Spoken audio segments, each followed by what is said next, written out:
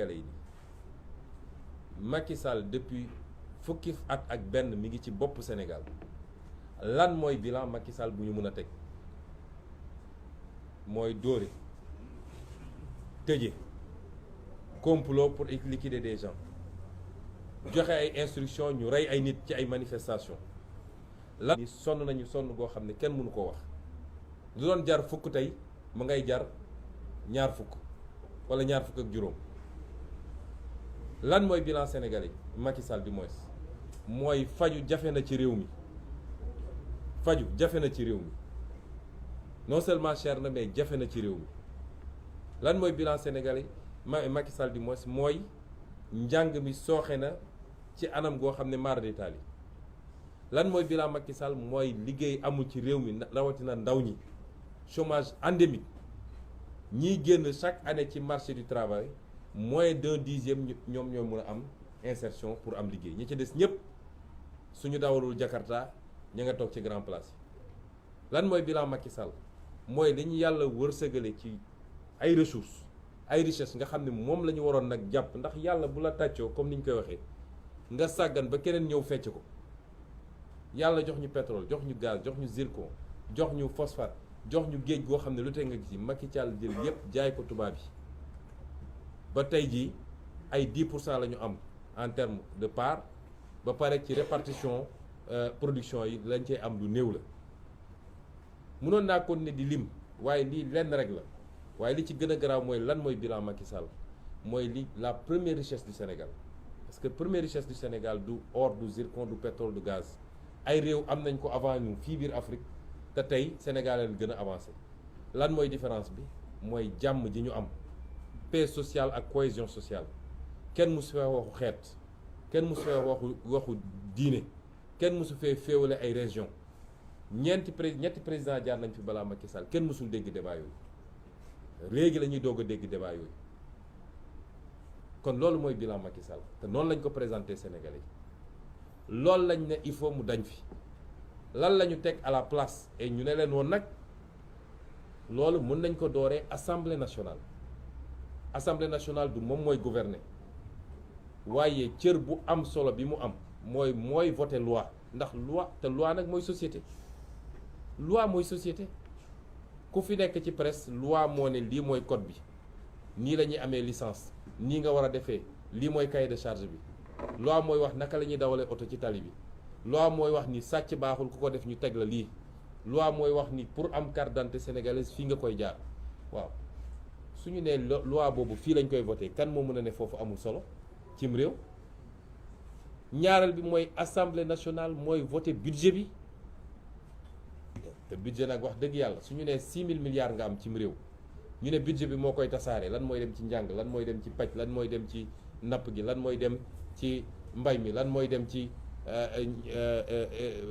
emploi ak yeneen kooku nga nekk cër boobu du cër bu am solo cim réew ñu ne lan mooy rôlu assemblée nationale encore ñu ne assemblée nationale mooy caytu nu ñu yoree réew bi contrôler action gouvernement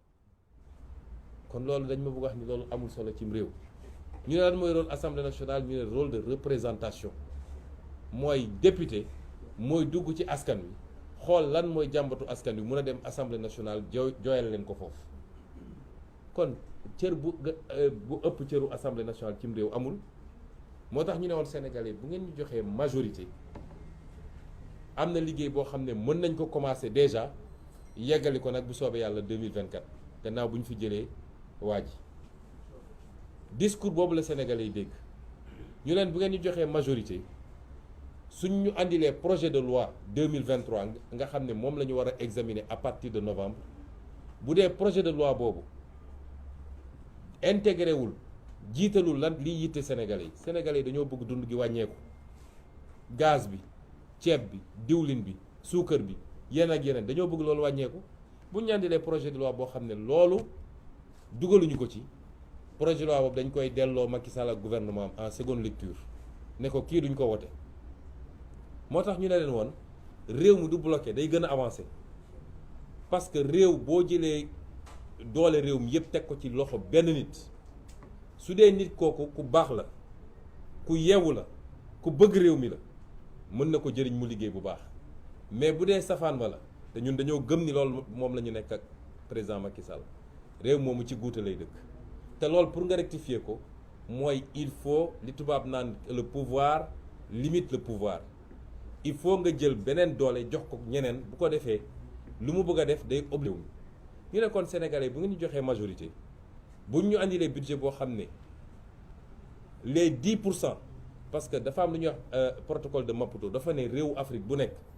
budget am ak nu mu munti toll war na jagleel 10% yi mbay mi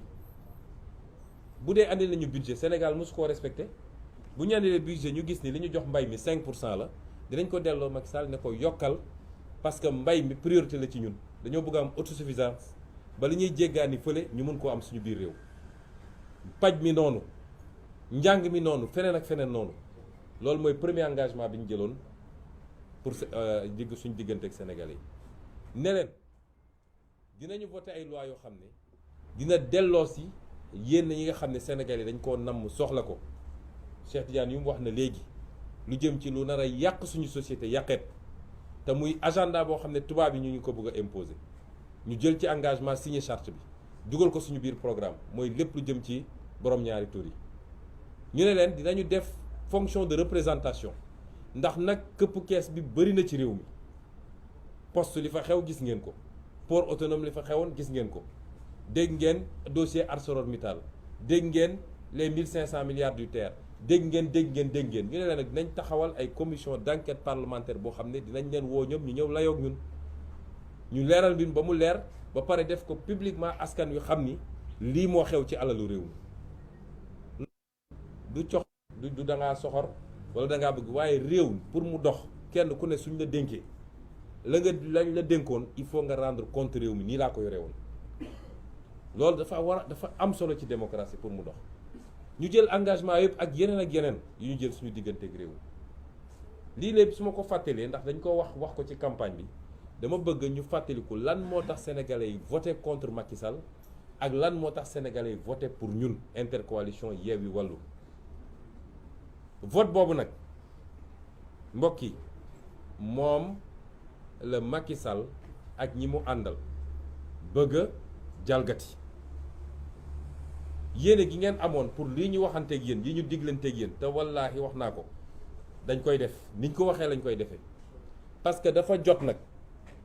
dafa jot ñu jubóole sénégalais yi ak politique dafa jot ñu fexe ba sénégalais kaddu war na mën a nekk nit kuy def li mu wax war na mën a nekk nit koo xam ne réew mi rek moo ko ñor waaye duggul ngir alal li sénégalais yi sanctionné mooy benn type politicien ku ñëw ne opposant la ñu votel la jox la mandat maire nga wëlbatiku dem ne jaay naa ko Macky Sall ñu ko defoon ñëpp perte nañu bureau bi ñu voté sax dañ koo perte sénégalais yi dañoo am seen fulla kenn gënu leen yeewu loolu nag dafa jot ñu woon sénégalais yi ni loolu jeex na ci réew mi loolu la Macky Sall bëgg a confisquer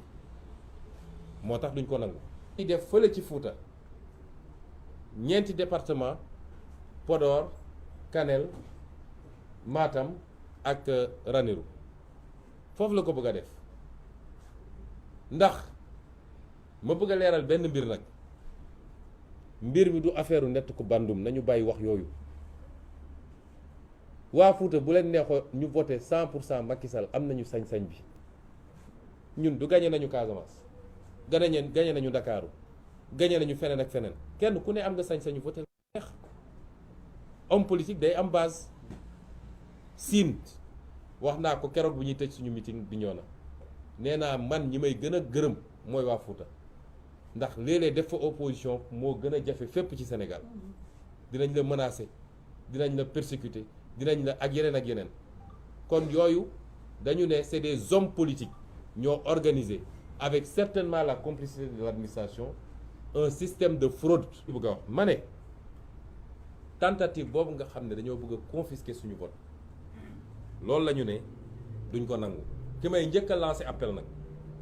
mooy président Macky Sall moom ci boppam dafa am fu mbir di toll